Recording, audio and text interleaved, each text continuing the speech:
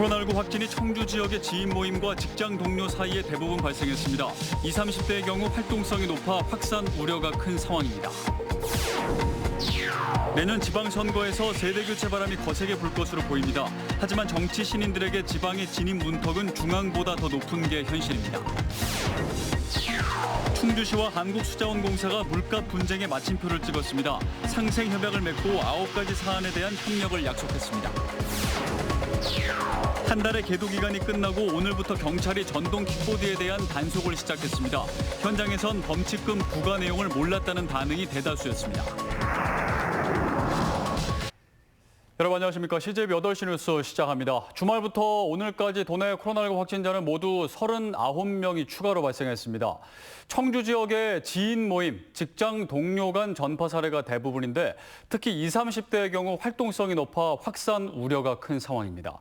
김기수 기자가 취재했습니다. 청주에서 자가격리 중이던 30대 등 3명이 발열과 근육통 등의 증상을 보여 검사를 받은 결과 코로나19 양성 판정을 받았습니다. 모두 노래 연습장 발 N차 감염, 직장 동료 간 전파 사례로 관련 확진자는 60명을 넘어선 상황입니다. 지난 12일에는 괴산 사담계곡에 다녀갔던 20대가 코로나19에 확진됐는데 같이 계곡을 갔던 6명도 모두 확진됐습니다. 5인 이상 사적 모임 금지를 위반한 겁니다. 이 중 1명은 청주의 한 골프장 캐디로 근무한 것으로 확인됐고 동료 직원도 확진되면서 N차 감염까지 발생했습니다.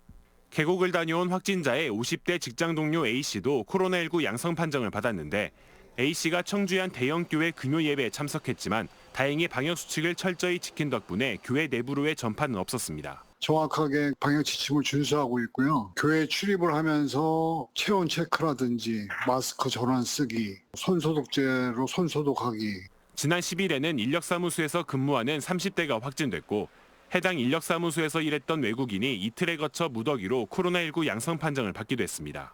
20, 30대의 경우 대부분 백신 접종을 하지 않았지만 활동성은 높아 확산 우려가 큰 상황입니다. 여름철, 휴가철도 다가와서 젊은 세대들의 이제 활동량도 많아지는 상황이기도 하고 또 하나는 이제 코로나 상황이 좀 장기간으로 가다 보니까 약간 조금 느슨해지는 부분도 없지 않아 있습니다. 충주에선 발열과 두통 증상을 보인 50대와 동거 가족이 코로나19 양성 판정을 받기도 했습니다. CJB 김기수입니다. 헌정 사상 첫 30대 당대표 탄생에 정치권에 대한 변화와 쇄신 기대가 높아지고 있는데요. 당장 1년 앞으로 다가온 내년 지방선거에서 새 인물 영입과 세대 교체 바람이 거셀 것으로 보입니다. 구준혜 기자입니다.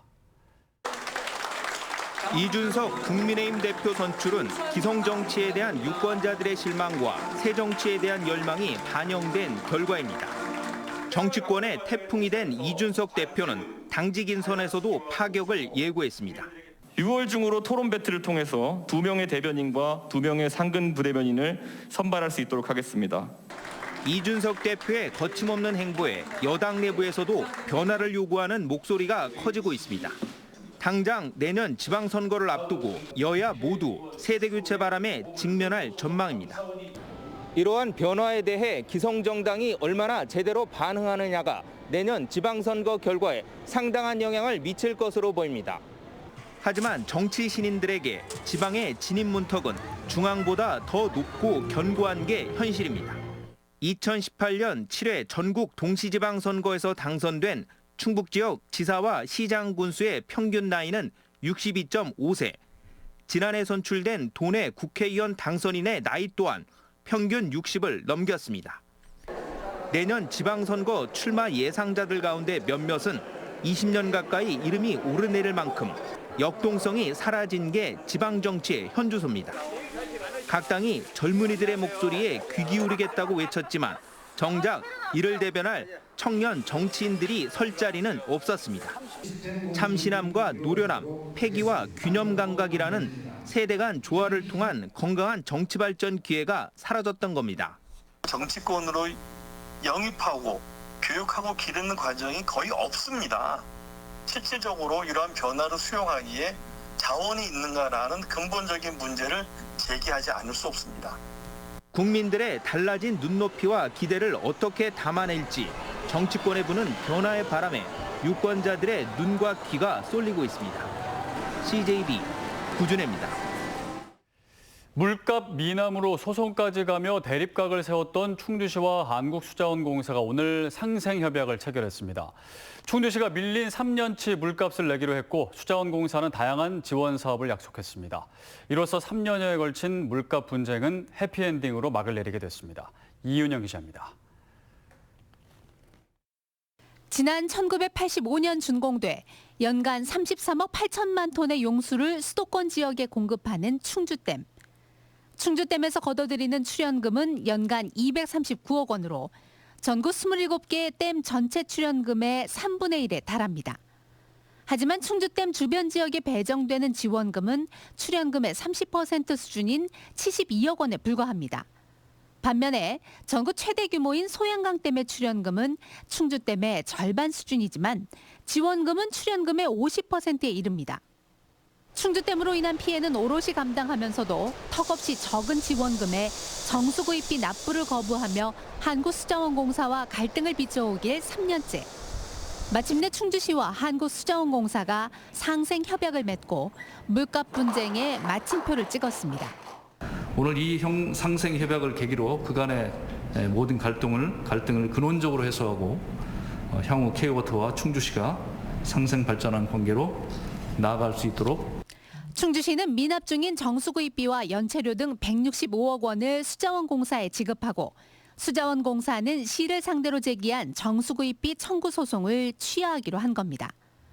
또한 충주 지역 산단 개발에 필수적인 용수 공급을 위한 광역상수도 3단계 사업 반영 방안을 마련하고 댐 건설법 시행령 개정에 노력하는 등 모두 9가지 사안에 대한 협력을 약속했습니다.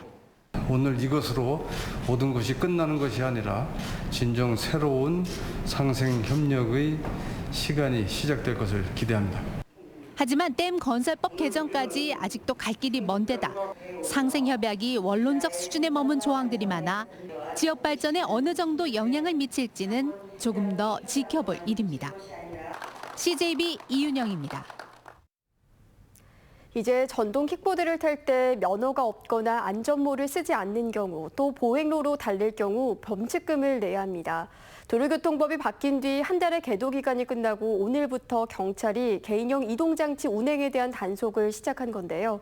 거리를 나가보니 아직 이 사실을 모르는 분들이 많습니다. 진기훈 기자입니다. 안전모를 쓰지 않고 전동 킥보드를 타던 남성. 단속을 해보니 면허도 없었습니다. 무면허 운행으로 그 자리에서 범칙금 10만 원이 부과됩니다. 이렇게 면허 없이 타면 안 된다는 것도 잘 모르셨고요. 네, 그냥 술 먹고 타면 안 된다는 것만.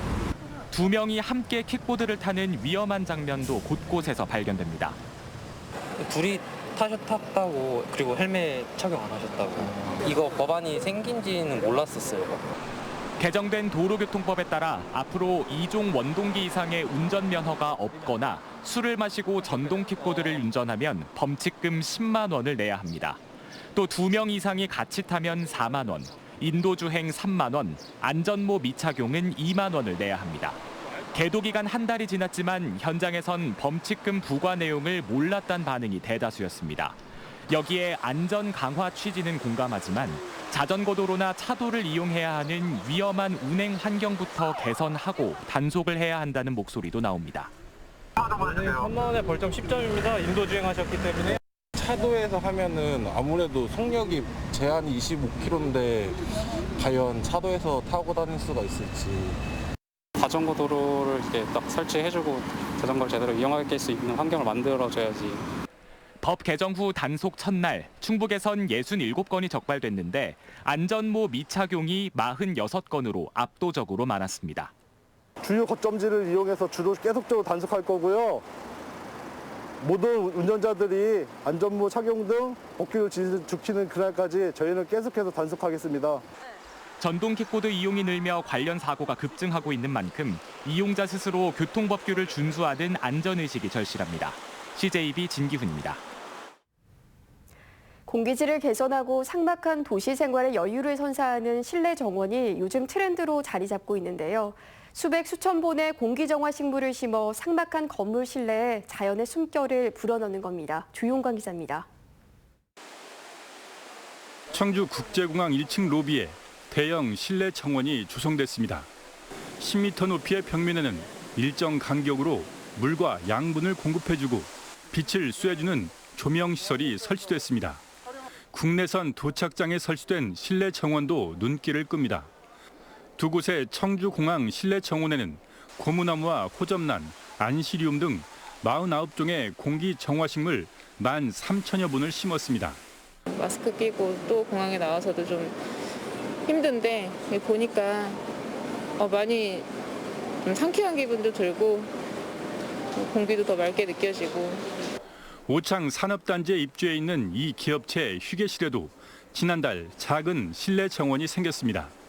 청주시는 올해만 이곳을 포함해 병원과 기업 등 5곳에 스마트 정원을 조성했습니다. IT 제품만 취급하는 회사다 보니까 자연을 바깥에서 느낄 수 있는 기회가 없는데 일단 하루에 한 번씩이라도 자연을 볼 수 있어서 좀 많이 좋은 것 같아요. 부직포나 포트에 흙을 담아 벽면에 고정시킨 실내 정원은 장소에 제약이 적고 공간 활용도가 높아 천안시청과 무안공항, 순천역 등에도 조성됐습니다. 다만 특허 사용료와 시설비 등으로 청주공항 실내 정원은 8억 원, 스마트 정원은 한 곳당 3천만 원에 적지 않은 예산이 들어갑니다. 방식이 다 특허라고 되어 있는 걸로 알고 있습니다. 그래서 그 비용도 많이 들지만 사후 관리나 관리하는 쪽에서는 크게 비용이나 그런 게 생각보다는 덜 들 걸로 예상하고 있습니다. 청주시는 올해 10억 원을 들여 교원대 도서관에도 실내 정원을 조성하는 등 미세먼지 저감을 위한 녹지 조성 사업을 이어나갈 계획입니다. CJB 조윤광입니다.